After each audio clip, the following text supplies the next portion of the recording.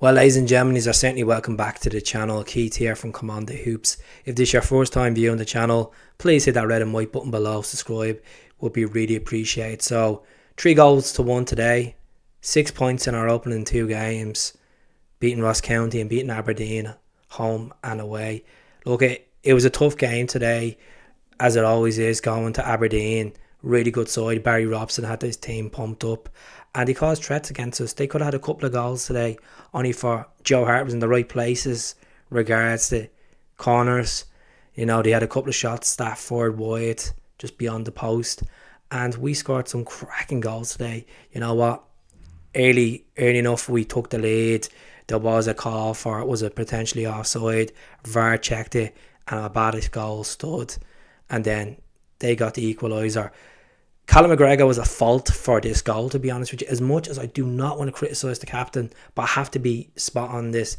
He gave away the ball, sluggish in the midfield. They capitalised, pinged the ball over the top, went past Ralston, and Carter Vickers, struggled to keep up with Duke, and then he obviously passed the ball over, and then they hit the ball in.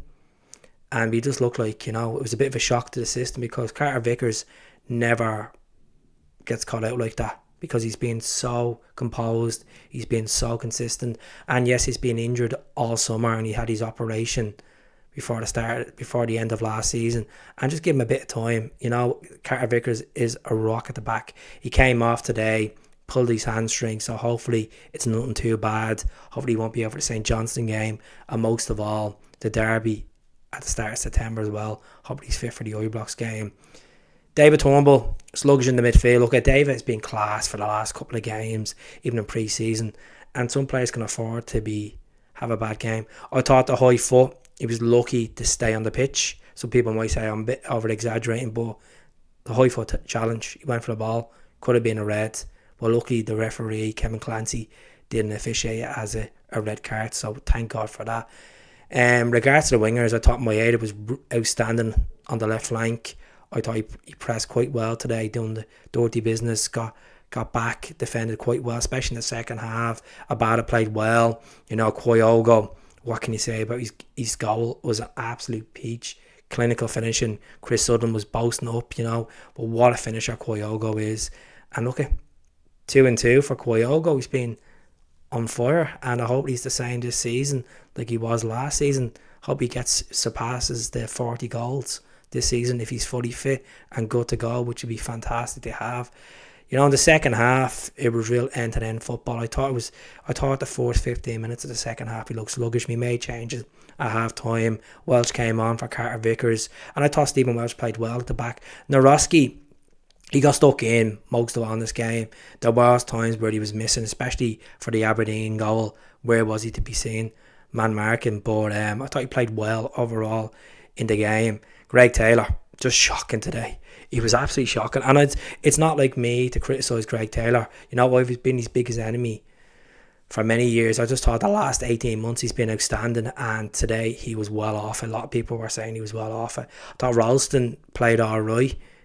Regards to Callum McGregor, I said Callum was really off it today, but he's a captain. He got the leadership skills. He pushed the team at half time. We got them goals, and you have to give him the praise there in that aspect of the game where he's a cracking captain. He does the job, does the hard work. It's not always about goals and assists, but getting away the ball poorly like that, very strange from Callum McGregor. But what can you do? With making them changes, I thought with Rio Hatate coming on, he only got 15 minutes and he's back off. But Thiago Holm played really well when he came on. He got stuck in. I love his Instagram posts. Say, stay down, bitch. But look, it's obviously off Kendrick Lamar's song Humble. The lyrics are, but he thought he played well. But Yang for that third goal on the flank, he looks like he's gonna be a box office player. And the way he was skipping past players today was remarkable.